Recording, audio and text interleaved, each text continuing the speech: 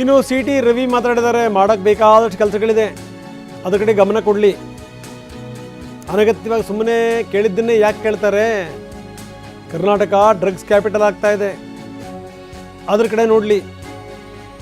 ಬಾಂಗ್ಲಾ ಅಕ್ರಮ ವಲಸಿಗರು ರಾಜ್ಯದ ಕಡೆ ಬರ್ತಾ ಇದ್ದಾರೆ. ಇಂಥ ಹತ್ತಾರು ಸಂಗತಿಗಳಿವೆ, ಮಾಡೋಕ್ಕೆ ಬೇಕಾದಷ್ಟು ಕೆಲಸಗಳಿವೆ, ಆ ಕಡೆ ಗಮನ ಕೊಡಲಿ ಎಂದಿದ್ದಾರೆ ಸಿ ಟಿ ರವಿ. ಅಕ್ರಮ ವಲಸಿಗರು ಅವ್ರಿಗೆ ಮಾಡೋದಕ್ಕೆ ತುಂಬ ಕೆಲಸಗಳಿದ್ದಾವೆ, ಗಮನ ಹರಿಸಲಿ.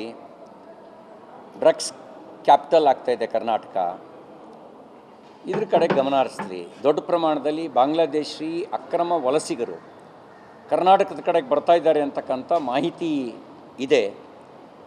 ಇದು ದೇಶದ ಭದ್ರತೆಯ ದೃಷ್ಟಿಯಿಂದ ಅಪಾಯಕಾರಿ, ಇದ್ರ ಕಡೆಗೆ ಗಮನ ಹರಿಸಲಿ.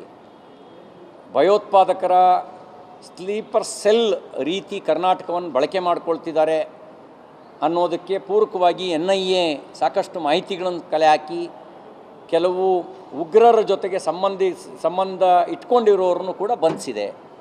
ಇದ್ರ